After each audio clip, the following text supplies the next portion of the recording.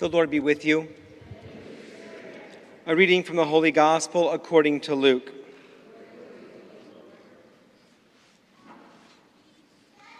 God sent the angel Gabriel to a town of Nazareth in Galilee with a message for a virgin named Mary. She was engaged to Joseph from the family of King David. The angel greeted Mary and said, "You are truly blessed. The Lord is with you." Mary was confused by the angel's words and wondered what they meant. Then the angel told Mary, "Don't be afraid. God is pleased with you, and you will have a son. His name will be Jesus. He will be great and will be called the Son of God Most High. The Lord God will make him king as his ancestor David was. He will rule the people of Israel forever, and his kingdom will never end."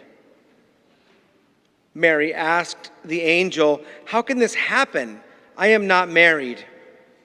The angel answered, "The Holy Spirit will come down to you, and God's power will come over you. So your child will be called the Holy Son of God. Your relative Elizabeth is also going to have a son, even though she is old. No one thought she could ever have a baby, but in 3 months she will have a son. Nothing is impossible for God." Mary said, "I am the Lord's servant. Let it happen as you have said." And the angel left her. The Gospel of the Lord.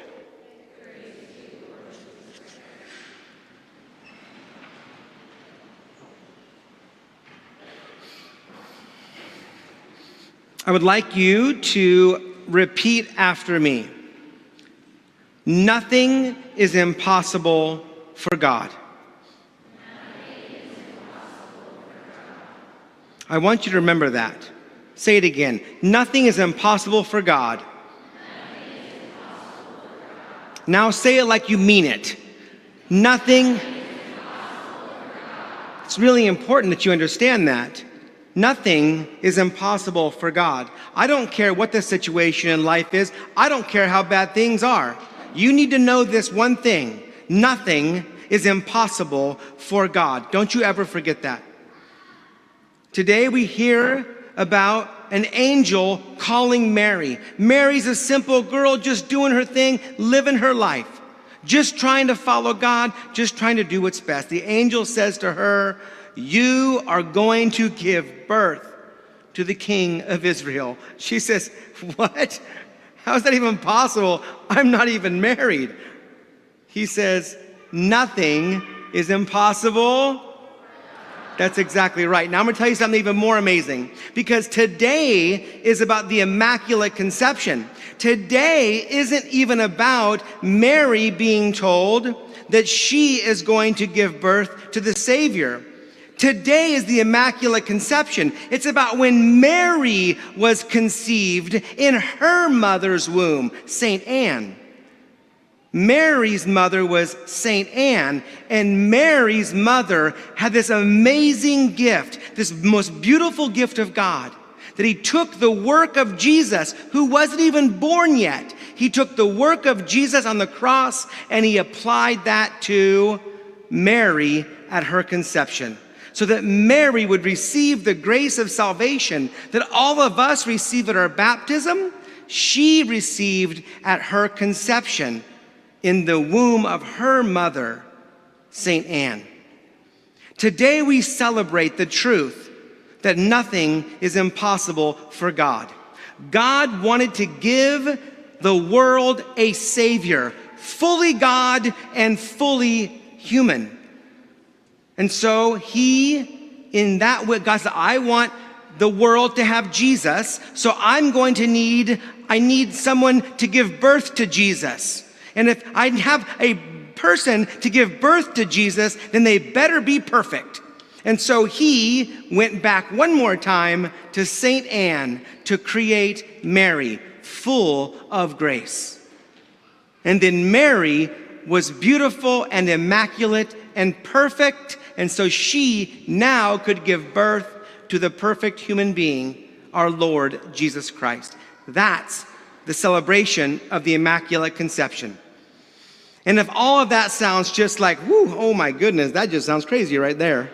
We went from Jesus to Mary to St. Anne. I want you to say it with me, that nothing is impossible for God.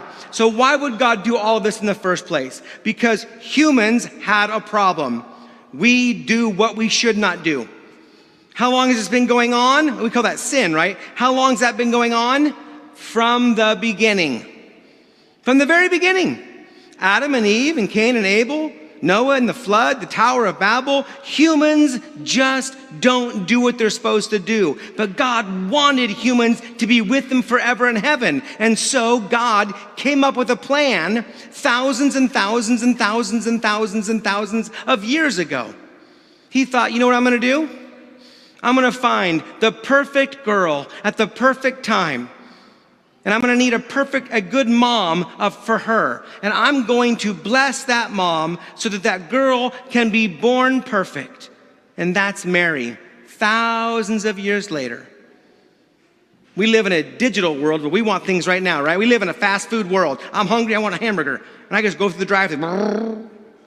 We're so used to getting things right now, that we forget that God is eternal. God took thousands of years to do the Immaculate Conception and then for Jesus. And so we need to be patient.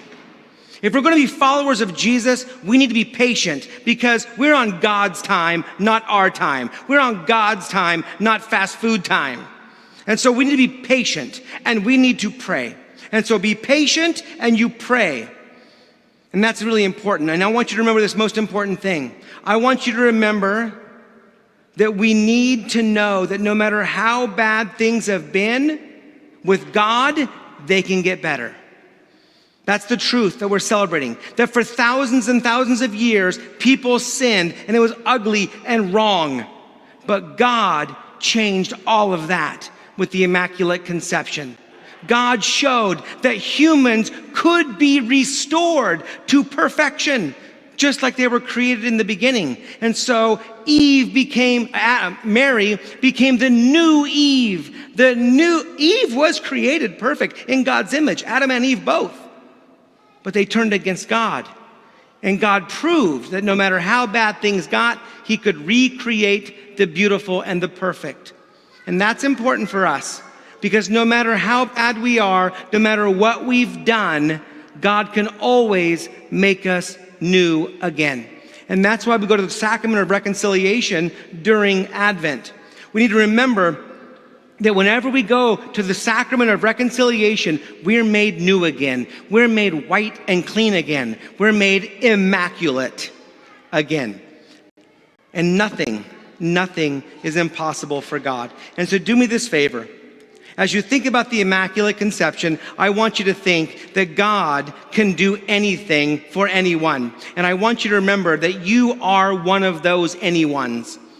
Moms and dads, brothers and sisters, it doesn't matter how far away from God you go. It doesn't matter how far you have fallen. God always wants to make you pure and immaculate and holy again.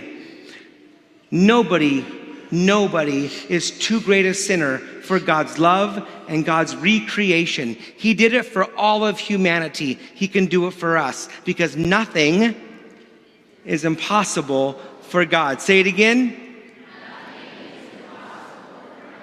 Let's not ever forget. Amen.